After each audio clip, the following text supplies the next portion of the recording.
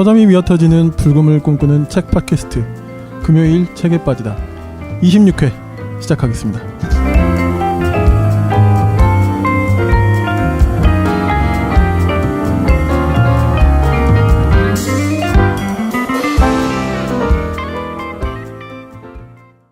네, 소개해 주시죠.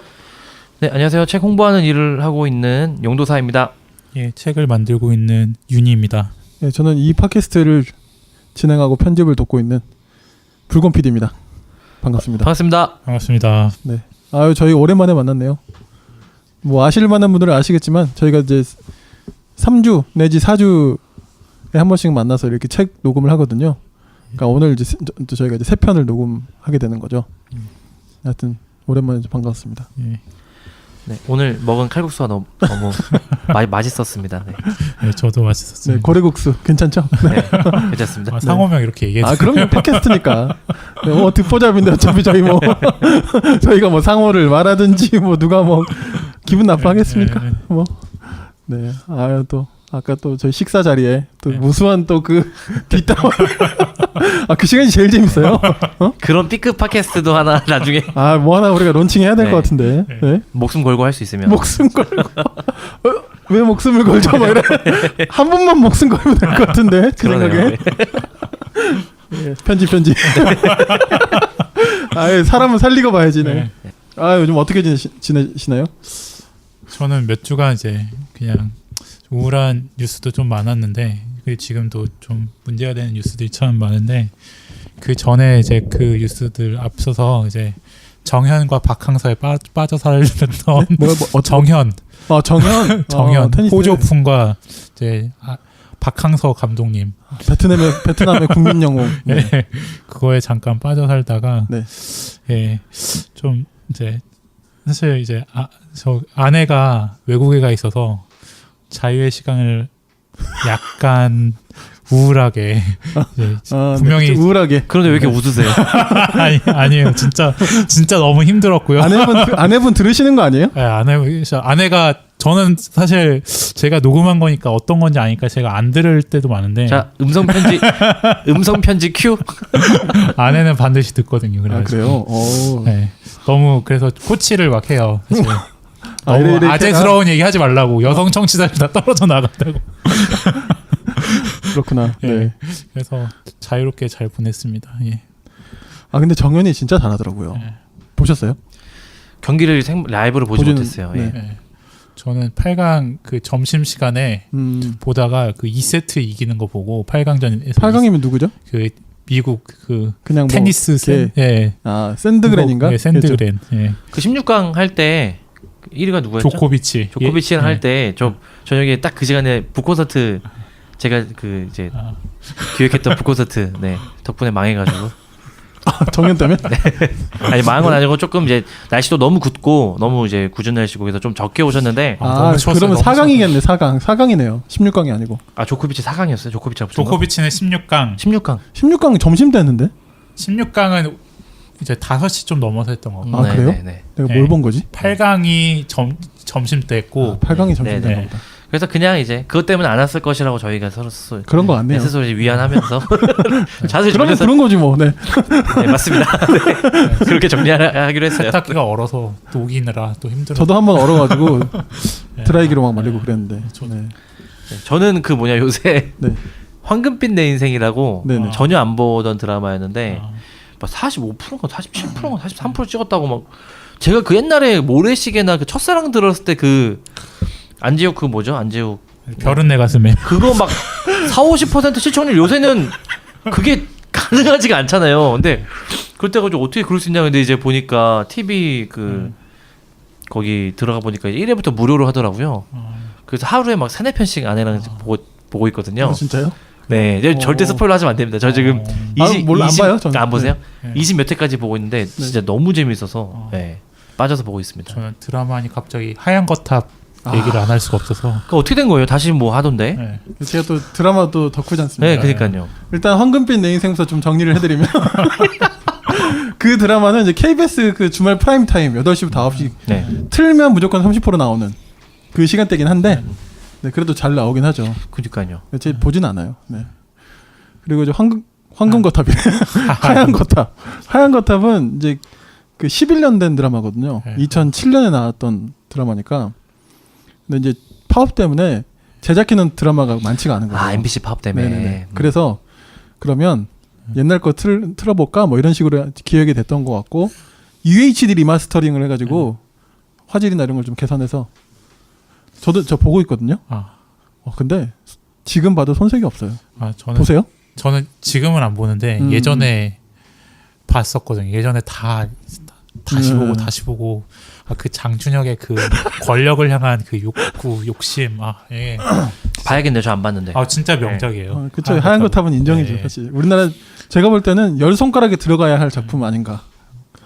갑자기 황금빛 내 인생에 좀 이렇게 묻히는 느낌이어가지고 그 되게 그 전형적인 한국 드라마의 요소가 다 담겨 있긴 한데 연기라든지 이런 것들이 되게 빛을 발하. 그래서 그 아버지 역할 하신 분이 천호진 님이 배우. 대상 맞아요. 받았거든요. 그렇구나. 보니까 그 딱 지금 현재 아버지의 정말 상을 정말 그려주는. 그래서 저희 가족이랑 부모님 생각이 막 많이 나서 막 되게 이렇게 애틋하게 보는 것 같아요. 네.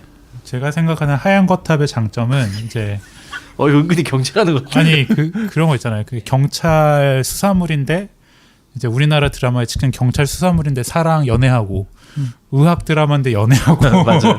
그렇죠. 뭐 법정 드라마인데 연애하고 그러잖아요. 네. 진짜 이거는 진짜 그 병원의 그걸 생리를 그런 거에 원조격인 드라마로 뭐 그렇게 봐도 되죠. 예, 그러니까요.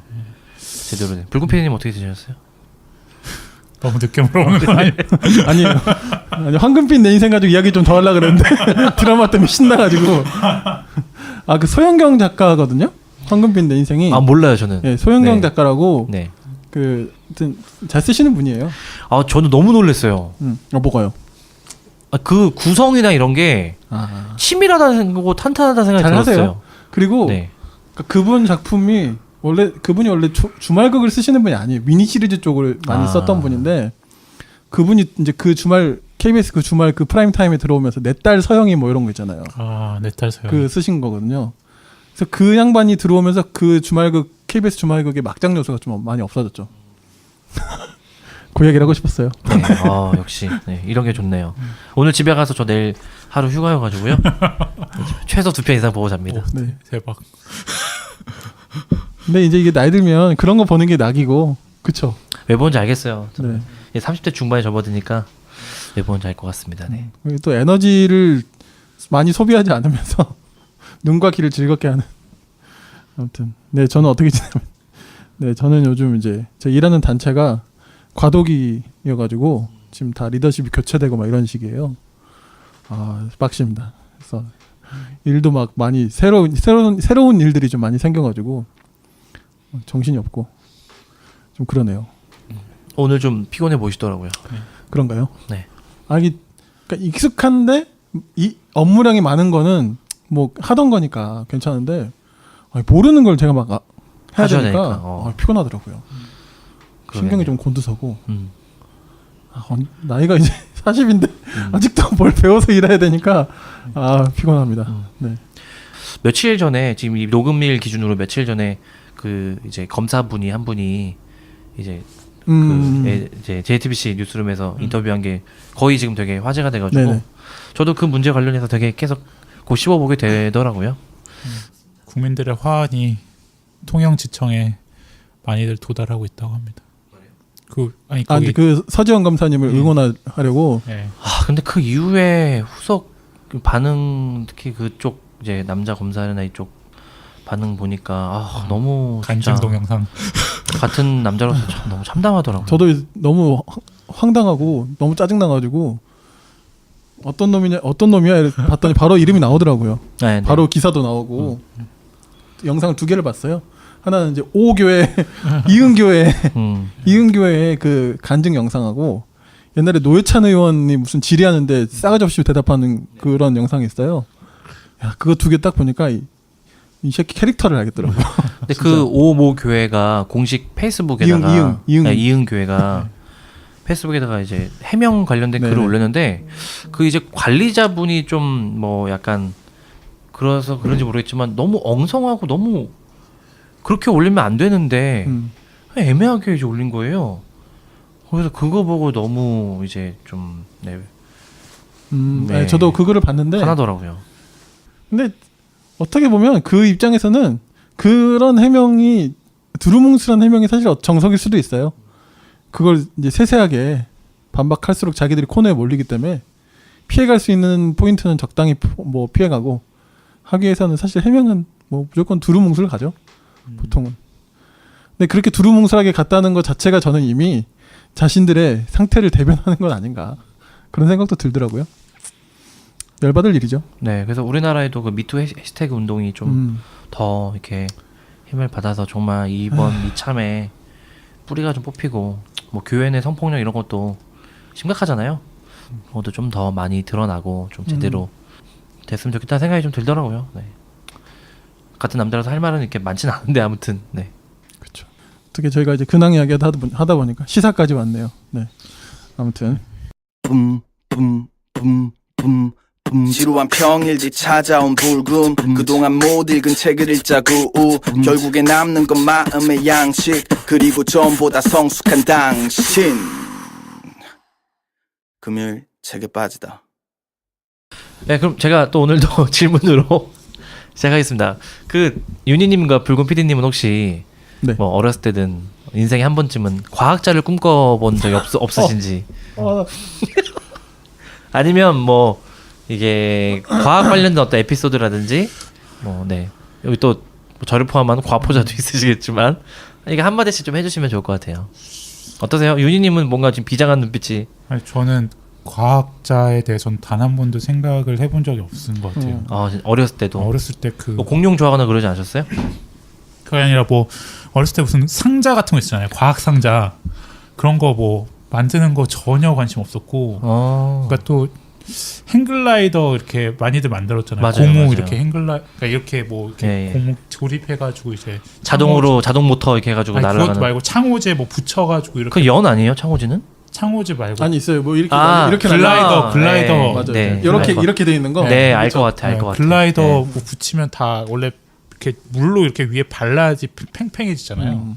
근데 저는 아무리 해도 안 되더라고요. 잘 안 됐어요. 그게 그래요 또. 저는 그 연도 제대로 만들어 본 적이 없고 항상 가오리연을 어렸을 때 많이 샀던 기억이 나는데 뭐 그런 거라든지 뭐 그런 공작이나 뭐 과학이나 이런 거는 진짜 별로 관심이 없었는데 어렸을 적 그냥 책으로 봤던 별자리 이런 건 좀 많이 봤던 것 같아요. 약간 우주나 이쪽이 조금 예, 별자리 이쪽은 좀 별자리, 네. 지질 이런 쪽으로 무슨 별자리세요? 저 정갈자리요. 알겠습니다. 뭐 이렇게 끝내면 어떡해. 네. 이 책에도 별자리 관련해서 한 네. 편이 나오긴 한데 붉은 팬님은요? 저는 또 아픈 추억이 있지 않습니까 또. 어떤? 저는 초등학교 6학년 때까지 과학자가 꿈이었어요. 와, 그러시구나. 네. 왜냐면 어렸을 때 제가 되게 좋아하던 과학 학습 만화 15권짜리가 있었는데 네. 맨날 그걸 보면서 또 어릴 때는 또 그런 거 있잖아요. 뭐 그때 당시에 뭐 또 웬만한 그런 무슨 그런 영화래 만화 영화 있죠. 연구회 뭐 이런 거부터 시작해가지고 다 박사들이 있어요. 배우에 항상 박사들이 나오잖아요. 남박사 뭐 이런 사람 나와가지고 어쨌든 과학자가 제 로망이었는데 중학교 1학년에 올라가서 첫 그 중간고사인가를 보고 나서 이 꿈이 산산조각 납니다. 제가 과학을 27점을 받아가지고 100점 만점이요? 네. 그래가지고 너무 충격을 먹어가지고 그 다음부터 과학이 너무 어렵더라고요.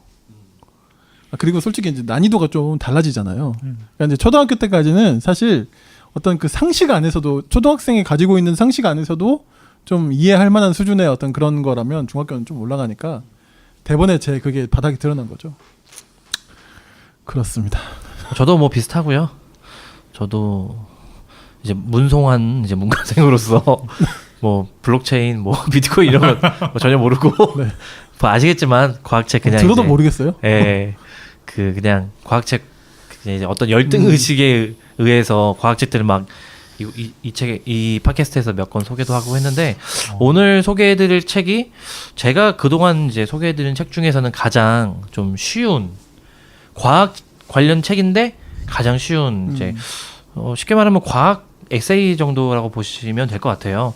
그래서 네. 책 제목은 예, 제목이 어떻게 됩니까? 저도 과학은 어렵습니다만 입니다. 네. 지으신 분은요? 이정모 관장님이 이제 지으셨고요. 부제가 털보 과학 관장이 들려주는 세상 물정의 과학 이렇게 됐어요. 그래서 표지가 아주 인상적이죠. 네. 이제 이정모 관장님을 아마 이제 캐리커처한 그 조금은 통통한 캐릭터가 뜀트를 지금 넘어서고 있는. 저는 이 제목을 이렇게 좀 풀어 쓴 게 되게 포인트인 것 같아요. 이 제목이 사실은 이 책이 말하고자 하는 과학의 정의와 잘 연결이 돼 있다고 생각을 하거든요. 그래서 뭐 요새 이제 이런 제목 다는 게 조금 이제 트렌드이기도 한데 아무튼 이런 책이고요. 네. 저자분에 대해서 조금 소개를 이제 해드리자면요.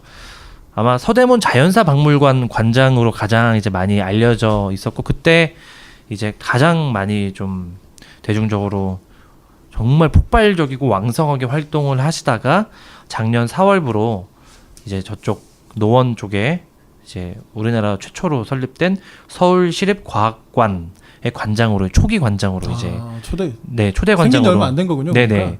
부임을 하셨어요. 그래서 우리나라의 어떤 과학관은 사실은 이제 좀 최초의 과학관이고요. 그래서 저는 이제 이 관장님하고는 사실은 이제 대학 교양학부 교수님과 학생으로 만난 이제 그 인연이 있어요. 기억하실지 모르겠는데 이 거의 최초의 그 저희 팟캐스트 거의 초창기에 종교의 돌 땐가 맞아, 그때 그때 아마 제가 이야기하셨어요. 에피소드 네. 얘기했는데 그분이 이분이세요. 관심 있는 분은 그 종교의 돌 책 읽기 수업 편. 하셨다는. 네 아니요 맞죠? 종교 과학의 대화. 종교 과학의 대화. 네. 뭐 비슷한 이제 하여튼, 그런 네. 주제인데 나중에 다시 또 얘기를 하고요. 그래서 이제 이정모 관장님은 이제 뭐 번역하시고 본인이 쓰시고 공저하신 책이 한 70여 권에 이르고요. 70권요? 네네네. 70여 권에 이르는 분이고 이제 연세대에서 이제 화학과에서 이제 공부를 하시고 독일 본대학교에서 독일. 곤충과 식물의 커뮤니케이션 연구로 박사 과정까지 이제 마치신 분이세요. 그리고 이제 안양대학교 교양학부 교수로 계시다가 이제 서대문 자연사박물관 관장으로 가시면서 아마 제가 듣기 알기에는 서대문 자연사박물관이 이 이정모 관장님이 오시고 난 다음에 뭐 오는 관람객뿐만이 아니고 그 안에 이 박물관 자체가 엄청나게 풍성해지고 거의 막 진짜 되게 성지로 이렇게 막 뜨고 그런 이제 되게 아주 탁월한 이력을 갖고 계신 분이고요. 근데 무엇보다 이 이정모 하면은 글쓰기로 좀 더 유명하세요. 그래서 뭐 크고 작은 뭐 서평이나 칼럼, 에세이 같은 거 많이 실으시고 그런 것들이 되게 유머와 시사와 이 과학 지식을 되게 아우러서 어떤 글쓰기 하나의 어떤 모범, 에세이 글쓰기 하나의 모범을 많이 좀 보여주는 분으로 해서 이분의 칼럼 같은 게 막 너무 이제 웃기고 또 저희가 특히나 이 그 작년 탄핵 정국을 거치면서 이분의 이 유머가 담겼지만 국정농단 세력에 대한 아주 신랄한 비평까지 담긴 이런 칼럼들이 막 많이 공유도 되고 저도 기억나는 게 페이스북에서 한 1, 2주 안에 한 번은 꼭 이 이정모 관장님의 칼럼을 공유된 걸 보게 되는 것 같아요. 봤던 것 같아요. 네네. 한참. 네. 그래서 그런 칼럼들을 모은 게 이 책이어서 칼럼을 모은 책이네요. 네네. 다양한 이제 에세이 모음이고요. 네. 그래서 기본적으로는 아주 쉽게 잘 읽히고 막 중간에 막 웃기기도 하고 그러면서 아주 자연스럽게 이제 과학 지식으로 이 책이 쫙 가는 그런 방식으로 이제 되어 있는 책입니다. 저는 이 책을 읽고 그냥 이제 과학책인데 과학책이 아닌 것 같다는 느낌을 많이 받았어요. 그러니까 약간 이제 그러니까 소재는 과학인데 과학을 통해서 그렇죠. 깨닫게 되는 교훈들 그게 항상 책에 있고 저는 이 책을 읽으면서 느꼈던 거는 과학의 가장 기본은 관찰이 아닐까 생각이 많이 들었어요. 그러니까 어떤 사건을 접하고 어떤 제 과학에 빗대서 어떤 사실 자연 세계와 어떤 과학적 사실을 통해서 그 관찰한 결과를 토대로 느껴지는 어떤 통찰들을 이제 어떻게 우리가 일상에서 풀어낼 것인가에 대한 가장 좋은 교재가 아닐까라는 생각이 이 책을 읽으면서 들었던 생각이고요. 그래서 이제 과학적 사실이 그냥 단순히 나와 관련 없는 사실이 아니라 이 과학적 이 과학을 관찰함으로써 우리가 일상에 어떤 질문들을 하고 살아가고 있는가 다시 한번 생각해보고 통찰해보는 계기가 되기도 하고 나는 왜 이런 생각들을 못할까 라는 생각이 들다가도 또 이제 살아가다 보면 우리가 충분히 이제 그런 질문들이 훈련되어 있지 않기 때문에 사실 좀 이런 질문들을 못하는 게 아닐까라는 생각이 많이 들어요. 그렇죠. 예. 네, 정확하고요. 그 이제 책 뒷표지에 이렇게 되어 있어요. 사기꾼 퇴치법부터 우주 이민까지 생화학, 생물학, 물리학, 천문학을 넘나드는 생활 밀착형 과학이 펼쳐진다. 추천사로서는 또 이런 것도 있어요. 과학을 이야기하지만 인간을 말한다. 유머로 가득하지만 통찰의 끈을 놓치지 않는다. 이렇게 돼 있고, 그래서 이제 얘기하신 대로 그 가장 이제 항상 결론으로 향하는 게 약간 더불어 사는 세상, 그러니까 자연과 동물과 인간이 함께 어우러지며 더불어 사는 어떤 세상으로 늘 향하고 있고, 그것이 되게 과학의 지식과 유머와 날카로운 어떤 이제 정치 비평까지 가면서 결국은 이제 그쪽으로 가는, 그래서 되게 인문학적인 따뜻함이 담겨 있는 책이고요. 과학에 대한 입문서로 전 되게 좋은 것 같아요. 이게 막 과학에 대한 전문 영역의 뭐 도표라든지 과학의 역사라든지 과학의 정확한 어떤 의미를 담고 있는 책이라기보다는 어떤 전체 큰 틀에서 과학을 포기한 이제 저 같은 과포자들에게 과학이 그렇게, 과학의 본질은 그런 것이 아니야라고 하면서 과학의 세계로 안내하는, 그러니까 내가 이미 과학의 나의 생활이 과학과 밀착된 삶을 이미 살아가고 있다는 걸 다시 한번 깨닫게 해주는, 그래서 과학을 좀 더 내가 친근하게 생각하고 과학적인 삶을 꿈꾸게 하는 그런 좀 매력이 이제 있는 책이라는 생각을 많이 들었어요. 그러니까 생각해 보니까 책 제목이 이해가 되네요. 말씀을 들어보니까. 그러니까 책이 무슨 과학적 사실을 알려주거나 답을 내려주고 있다라는 생각이 전혀 안 들어요. 그냥 질문만 하고 있는 것 같아요. 근데 그 질문 속에서 이제 알게 되는, 새롭게 이제 느껴지는 어떤 그런 체험이나 경험이나 어떤 사실들을 다시 한번 일반인들에게 이제 적시시킴으로써 또 알려줌으로써 아, 이게 왜 이상한 거구나, 이게 잘못된 거구나라는 걸 알려주는 그게 이 책의 핵심인 것 같고, 결국에는 우리는 너무 질문하는 법을 모르고 살지 않았나. 정확히 질문하거나, 그러니까 모르겠어요. 잘못된 질문이 있다고는 생각이 안 드는데 결국에는 우리가 질문을 너무 안 하고 살았고 질문하는 법을 너무 모르는 게 아닌가라는 생각이 그냥 좀 들지 않나라는 생각이 들어요. 네, 그러니까 원래 우리가 잃어버렸던 과학으로 연결된 삶이란 게 이런 거구나라는 거를 좀 잘 보여주는 것 같아요. 그래서 되게 흥미로운 게 이 저자는 과학을 그냥 아주 간단하게 정의하거든요. 과학은 삶에 대한 태도다라고 얘기를 해요. 그리고 과학은 의심과 질문으로부터 시작한다, 얘기하신 대로 그렇게 얘기도 하고요. 그리고 이제 제목이 저도 과학은 어렵습니다만인데 고백을 해요. 과학의 본질은 매우 어렵고 과학은 어려운 학문이 맞다. 그런데 이 책이 강조하는 그 과학을 우리와 끊어진, 그러니까 그냥 뭔가 정답을 내리고 뭔가 어떤 되게 방정식대로 이루어진 암기해야 되는 그런 과학이 아닌 내 삶에 연결된 어떤 이야기로서의 아주 재미난, 어렵지만 계속 실패할 수밖에 없고 계속 탐구해야 되고 되게 그런 과정이 좀 난해할 수 있지만 그 세계로 들어갈 수밖에 없던 이야기를 제공해주는 근데 사실 이야기가 빠져있는 게 제일 중요한 핵심이었던 것 같은데 그 빠져있는 이야기를 다리를 놔주는 그런 책이라는 생각이 들어요. 그래서 이분이 이제 인터뷰한 거를 제가 좀 찾아봤는데요. 2016년 4월에 시사인 인터뷰를 이렇게 했어요. 제목이 사이언스 커뮤니케이터가 꿈꾸는 대중의 과학화 이거거든요. 그래서 이제 서대문 자연사 박물관에 계실 때 인터뷰를 한 건데요.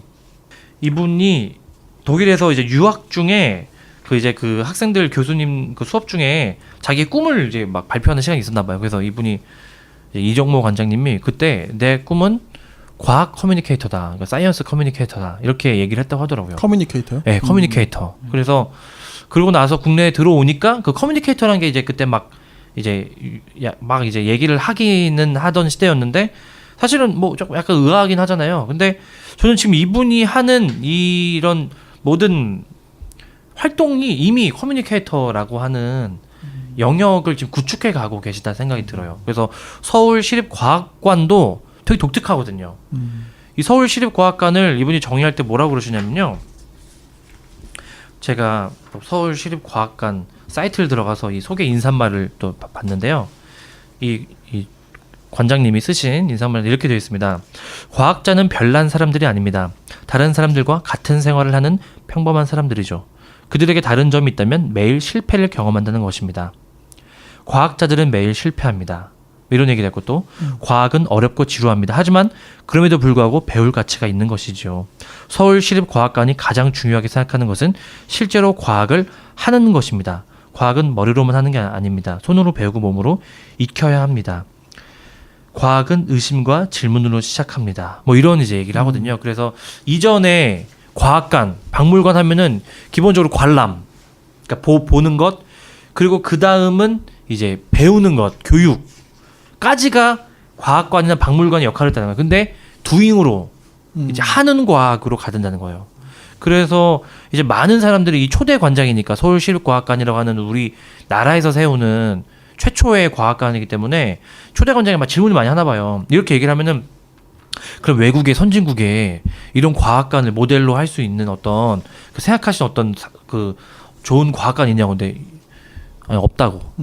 그러니까 이미 영국이나 영국이 아닌 유럽 쪽이나 미국 쪽에 아주 정말 그 평지도 되게 넓고 너무나도 많은 자료를 갖고 있는 과학관이나 박물관이 있지만 다 그냥 관람, 거기서 더 넘어서 봐야 교육 정도이기 때문에 다 만지지 마시오. 네. 이렇게 써 있잖아요. 그냥 뭐 그리고 과학관 가서 뭐 한다고 하는 것도 옛날에 저 엑스포 이제 대전 엑스포 뭐 이제 대전 그것도 대전 엑스포. 또 이제 대전 아재 또 갔었죠. 저도 갔었습니다. 갔어요.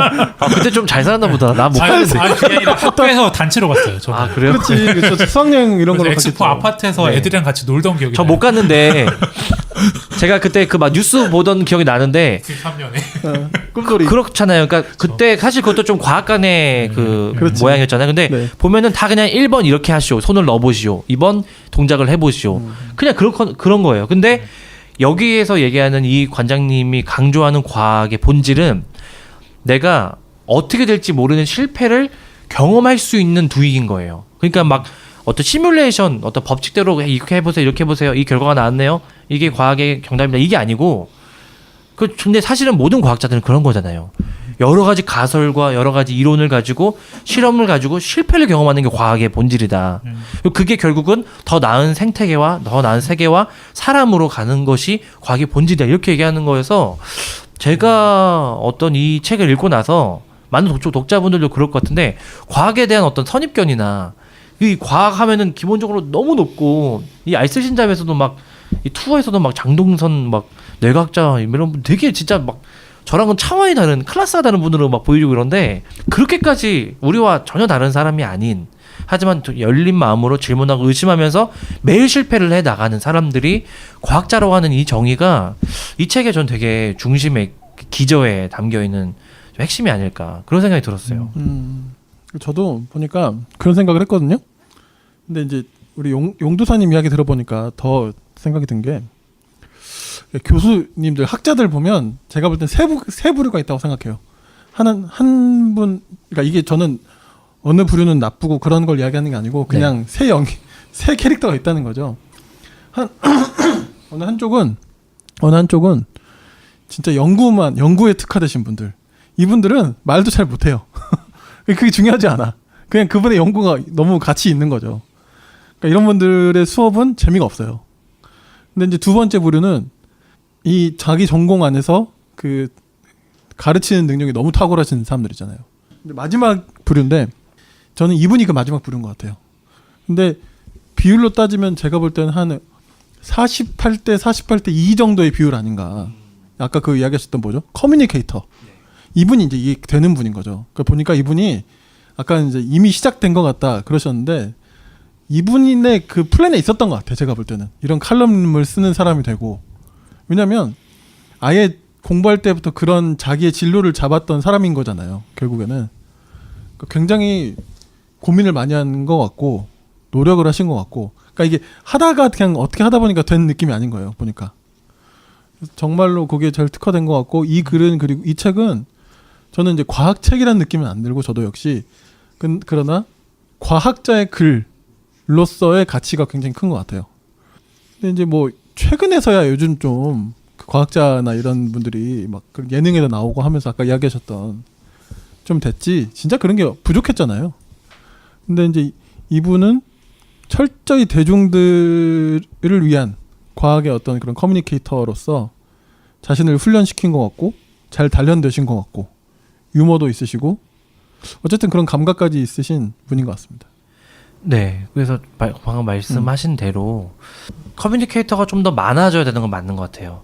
그 다른 영역을 다 뭐 막 우위로 가진다는 건 아니겠지만 커뮤니케이터가 너무 없었고, 뭐 이제 제가 출판 쪽에 있어서 그럴 수도 있지만 사회라든지 출판 쪽에서도 연결성, 연결 이런 얘기를 되게 많이 강조하고, 사실 그런 사회잖아요. 모든 게 다 연결돼 있고 그런 연결하고 발견되는 게 되게 중요한 시대인데, 그런 지점에서 이 인문과학계에서 정말 종횡무진 이 대중의 과학화를 이끌어가고 있는 많은 이제 리더들 중에 정말 독보적인 역할을 하고 있는 한 분인 것 같아요. 그래서 이 책을 읽어보시면 왜 요새 그런 과학적인 논의가 화두에 오르게 됐는지 그런 흐름을 좀 엿볼 수 있는 것 같고요. 그래서 이 책을 읽고 나서 이제 이 책을 통해서 이제 이분이 쓰신 사실 주저는 이제 공생멸종 진화거든요.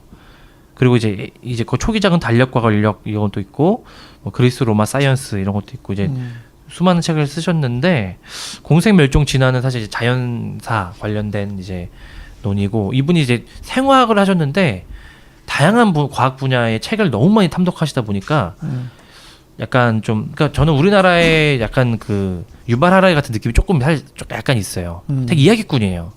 되게 어느 A와 B라는 어떤 그 지식을 이렇게 하나 연결할 수 있는 어떤 되게 독특하고 독창적인 그런 이야기를 풀어낼 수 있는 이제 실력이 있는 분이라는 생각이 좀 들었습니다.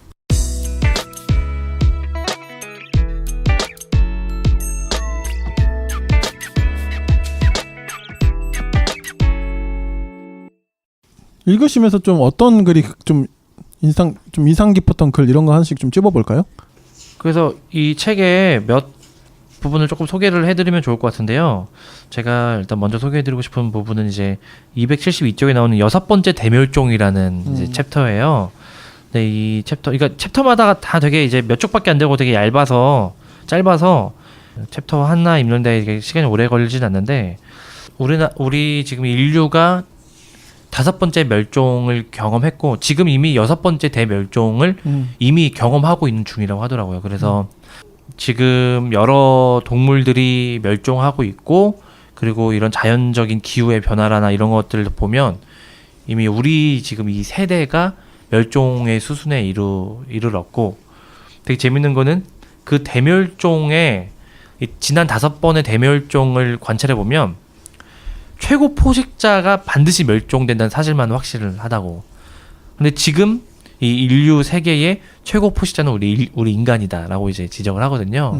그래서 이제 멸종하면은 뭔가 되게 우리로부터 되게 멀리 떨어진 얘기, 혹은 뭔가 약간 좀 어두침침한 얘기, 어두컴컴한 얘기 같지만 저자는 이렇게 얘기를 해요. 멸종을 해야 그 다음 또 다른 이제 생태계가 조성되고 또 다른 또 동물들이 탄생하고 또 다른 종이 또 이제 발전할 수 있기 때문에 멸종은 우리에게 너무 자연스러운 것이다. 그래서 우리가, 그러니까 선배가 후퇴해야 또 후배가 또 성장할 수 있듯이 아주 자연스러운 과정이다. 그래서 그러니까 우리들에게 사실 멸종이라는 거는 옛날에 뭐 공룡 대멸종 막 이런 운석 충돌로 인한 멸종 이런 되게, 아니면 뭐 되게 희귀 동물의 멸종, 이런 우리로부터 되게 멀리 떨어진 그런 과학적인 언어들이 다시 우리 가까이 되살아나서 나의 삶이 이런 과학적인 지식과 동떨어진 게 아니라는 것을 다시 발견하게 해주는 게 되게 독특한 네, 이 책의 좀 장점이라는 생각이 좀 들었어요. 방금 읽어주신 그 글은 약간 그 유발 하라리 냄새가 좀 나긴 하네요. 네네네네. 되게 재밌던 게 이분이 인류의 미래에 대한 책을 쓰고 싶으셨대요. 근데 그때 딱 홍보대사가 나온 게 아닌가. 그러니까 약간 겹치는 게 있어요. 어느 인터뷰인가 어느 팟캐스트에서 이분 관장님이 출연한 팟캐스트에서 이렇게 얘기를 하시더라고요. 네, 그렇게 얘기를 하셔서 조금 겹치는 게 좀 있고. 근데 사실은 둘 다 엄청난 다독가잖아요. 그 막 다양한 장르의 책을 탐독하면서 얻는 거기에서 엄청난 통찰이 오는 건데 좀 비슷한 점이 있다는 생각이 좀 들고. 그러니까 우리가 그 유발 하라레를 막 부러워할 필요가 없습니다. 우리에겐 이정모가 있습니다. 그 정도요? 그 정도요? 오. 교수님 사랑합니다 한마디 하셔야죠. 교수님 사랑합니다. 태그 한번 걸어주세요. 뭐 이렇게 공유 한 번만 해주세요. 저는 이게 과학은 삶의 태도라는 게 제일 중요한 어떤 키워드인 것 같은데 제 삶과 관련해서 저는 앞에 세 이야기 정도가 다 저랑 관련 있는 얘기인 것 같아서 되게 재밌게 읽었어요. 뭔데요? 특히 네. 독일 사람들도 그랬어 같은 경우에는 제 친 친한 형이 이제 독일으로 유학 가거든요. 그게 생각이 나서 이제 이걸 되게 그러니까 좀 재밌게 읽었는데 뒤에 그 바르셀로나 황영조 올림픽 금메달 딸 때도 이 독일 사람들의 성향이 이제 제가 나중에 할 내용에 나오겠지만 저도 그거 느꼈어요. 예. 도시 예. 네. 맞아요. 그러니까 자기의 정체성 우리나라는 너 어디 사람이야? 서울 사람이야? 어디 부산 사람이야? 대구 사람이야? 이렇지 않잖아요. 대체로 해외 나가면 나는 코리안이다. 코리안. Do you know 국가를. Korea? 네. Do you know Korea? Do you know 싸이? Do you know 김치? 다 이거잖아요. 근데 이 사람들은 약간 정체성 자체가 내가 독일이냐 별로 그거 안 좋아하고 나는 뭐 바이에른 사람이야, 나는 뭐 뮌헨 사람이야, 나는 이제 뭐 아헨 사람이야, 이게 중요하다는 거죠. 이 정체성에서 이제 그 문화라는 걸 되게 읽을 수 있어서 그 형이 생각나면서 유학 가는 형이 생각나면서 좀 재밌게 읽었고 두 번째는 이제 엊그제 이제 아내랑 이제 둘이서 순댓국을 먹으러 저녁에 갔는데 이제 미꾸라지 얘기를 나오더라고요. 예, 추어탕 만드시는 분 이제 추어탕을 어떻게 만드는지 맛집 얘기가 나오는데 이 미꾸라지의 역할이 그래서 맞다. 네. 조직을 흐리는 게 아니라 오히려 그것들을 함께 저도 이제, 기억나요. 예, 끌어줌으로써 오히려 그걸 맑게 해주는 거다. 조직의 분탕을 일으키는 게 아니라 조직을 오히려 더 깨끗하게 해주고 정화시켜주는 거다. 이런 생각을 할 수 있겠구나라는 생각에 좀 이제 새롭게 다가왔고 세 번째는 이제 늦잠을 자는 이유인데 어제 되게 제가 잠을 많이 잤거든요. 근데 다 이제 아내 얘긴데 왜 이렇게 잠을 많이 자냐고. 구박 받았어요? 네. 네, 잠에 대한 얘기 나오잖아요. 네, 잠에 대해서. 근데 저는 많이 자야 되거든요. 저도요. 네.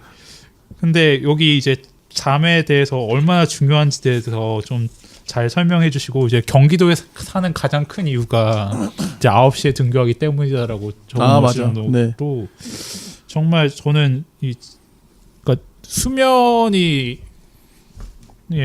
대해서 다시 한번 이제 생각해 보게 되는 이런 어떤 생활에 그냥 소소하게 그러니까 내가 이제 체험되고 내가 이제 나의 어떤 입장을 대변해주는 그런 에세이들이 그냥 저는 그냥 이 책을 읽으면서 좋더라고요. 예. 네, 반전은 이분은 4시간 주무신다고 하더라고요.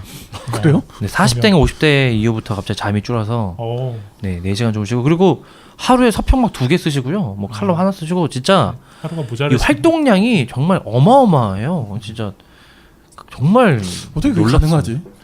저는 4시간 자면 막 미칠 것 네네. 같은데. 그리고 저는 일주일에 글 하나 쓰는 거 저는 페북에 제 단상 하나 쓰는 것도 막 스트레스 받고 막 단상 자주 올라오시는 거죠. 그거 하나 쓰는데 막 되게 그러니까 진짜 정말 이 에너지가 진짜 무궁무진한 분이라는 생각이 들고요. 그러니까 지금 유님이 얘기하신 그런 어떤 지점들이 되게 발상의 전환에서 되게 그렇지. 탁월하신 분 같아요. 여기서 이렇게 얘기하거든요. 믿음과 배움이라는 또 장에서 천동설이 되게 좋은 과학이라고 얘기를 해요. 근데 우리는 기본적으로 뭐 천동설하면 완전히 그건 이제 구닥다리고 되게 나쁜 과학이고 근데 아니다. 천동설은 좋은 과학이었다. 그 당대에는 그 당대 중세 시대에 이 천년을 이끌었던 그 과학도 나름의 그 당대에는 합리성이 있었고 당대에는 논리와 이론과 관찰을 가지고 정립됐던 과학이기 때문에 그 당대로서는 그게 최선이었고 그게 좋은 과학이었다. 근데 과학은 다시 또 실패하고 또 다시 새롭게 이제는 지동설이 천동설 믿는 사람이 없지 않느냐 이렇게 얘기를 하거든요.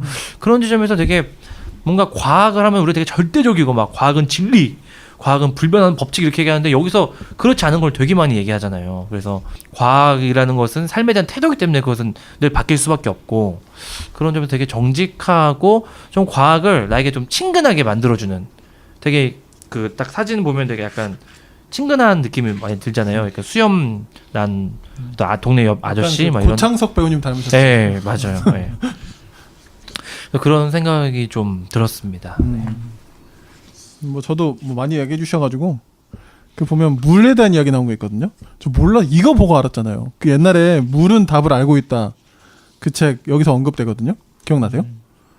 여기 보면 우리는 물이다라는 그 글이 있는데 옛날에 그 물은 답을 알고 있다라는 책이 뭐냐면 이렇게 막 음악 틀어주면 그 물을 결정이 막 파동이 막 네, 막 예, 그래서 막 그렇죠. 바뀌고 막 그거 있잖아요. 그 옛날에 엄청 막 신기하다 이랬었거든요. 맞아요. 근데 이제 이분이 이제 한마디로 그냥 날려버렸잖아요. 개소리라고.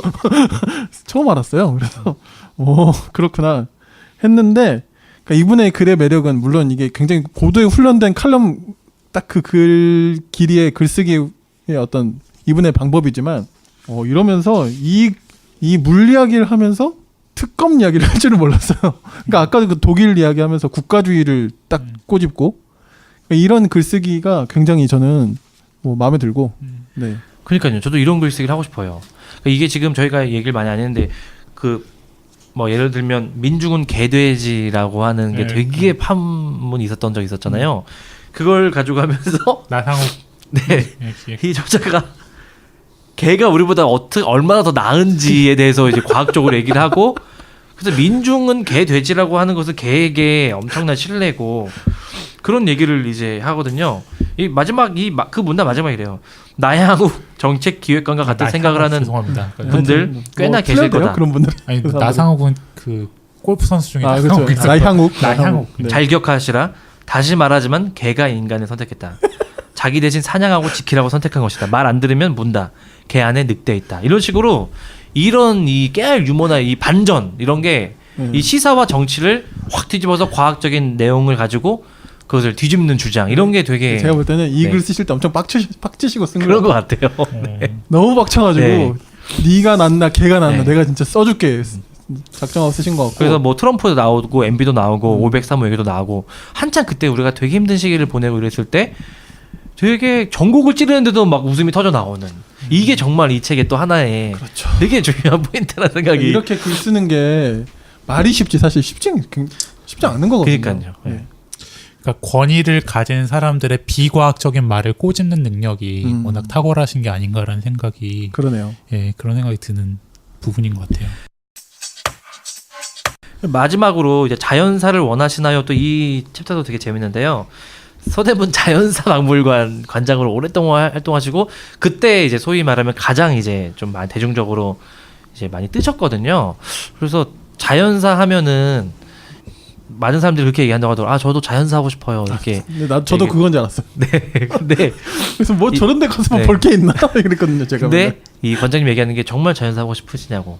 자연에서 거의 다 자연사는 대부분 잡아 먹혀 죽거나 아니면 굶어 죽거나 둘 중에 하나가 거의 자연사의 모습이다. 그러니까 우리가 생각하는 어떤 인간은 최고 포식자 위치에서 그냥 자연스럽게 많은 사람들이 임종을 지켜보면 자는 그런 게 아니고 이 자연 생태계 동물계 전체를 통해서 자연사가 어떤 것인지를 딱 얘기하면서 우리의 생각에 반전을 주고 그러면서 오히려 저는 병사하고 싶습니다 이렇게 얘기를 하시거든요.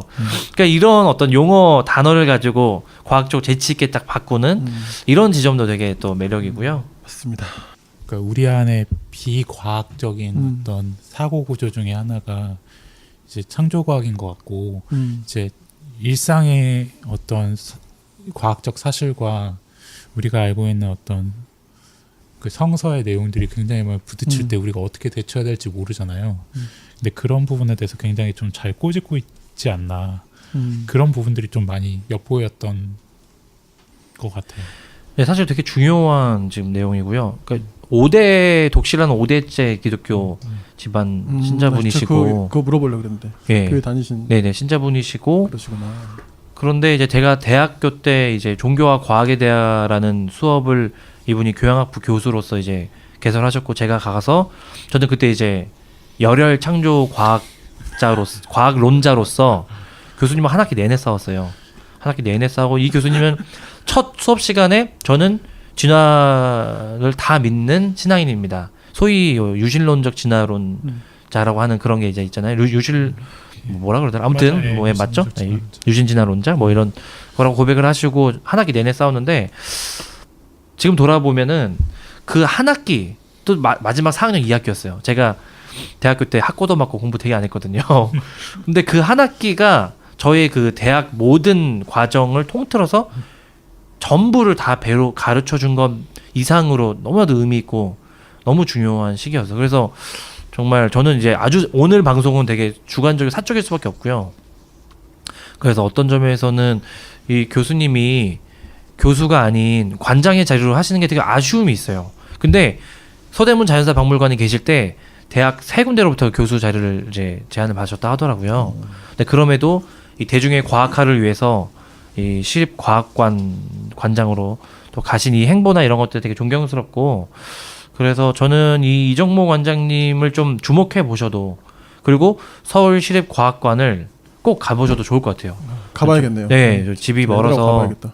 집이 멀어서 저도 아직은 못 가긴 했는데 우리가 생각하는 어떤 박물관이나 어떤 그냥 관람하거나 그냥 교육받는 어떤 그런 과학관이 아닌 직접 참여해보고 직접 실험해보고 직접 이제 과학이 무엇인지를 내가 동참해보는 과학관으로서 지금 실험해보고 있는 거거든요.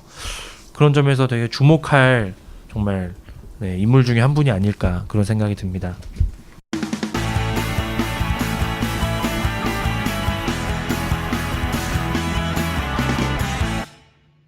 네, 그러면 좀 마무리를 할까요? 네, 그러면 제가 262쪽에 있는 한 부분만 잠시 읽어드리고 마치도록 하겠습니다. 큰딸이 초등학교 4학년 때의 일이다. 과학 강연에 다녀와서 신이 나서는 이렇게 말했다. 아빠, 아르키메데스의 부력의 원리를 알아요? 뭔데? 옛날에 시라쿠사 섬에 아르키메데스가 살았어요. 어쩌고 저쩌고. 목욕탕 물이 넘치는 것을 보고 깨달았어요. 유레카! 유레카는 알았다라는 뜻이에요. 신이 난 아르키메데스는 발가벗고 유레카를 외치면서 달려갔대요. 너무 재밌어요. 그래? 재밌구나. 그런데 부력이 뭐야? 그건 이야기 안 해주던데요. 과학을 쉽고 재밌게만 가르치려다 보면 우리는 핵심을 빼놓고 과학자 주변의 일화만을 들려주게 된다. 과학관은 수익을 내야 하는 문화센터가 아니다. 과학관에서 이루어지는 교육은 어렵더라도 과학의 본질에 도전해야 한다. 과학관은 답을 얻어가는 곳에서 멈춰서는 안 된다. 새로운 질문을 얻어가는 곳이어야 한다. 네, 오늘 저희 금책바 26회는 이정모 서울시립과학관의 관장님이신 이정모 관장님이 이정모 관장님 믿으신 저도 과학은 어렵습니다만 네, 저희 같이 이야기 나눴습니다. 가장 기억에 남는 말은 유럽엔 유발리라가 있다면 한국엔 이정모가 있다. 네. 근데 네, 뭐 앞으로도 관장님의 활약이 기대가 됩니다. 저도 태그해 주세요. 사랑합니다 교수님. 네, 오늘도 두 분 수고 많으셨습니다. 수고하셨습니다. 수고하셨습니다. 감사합니다.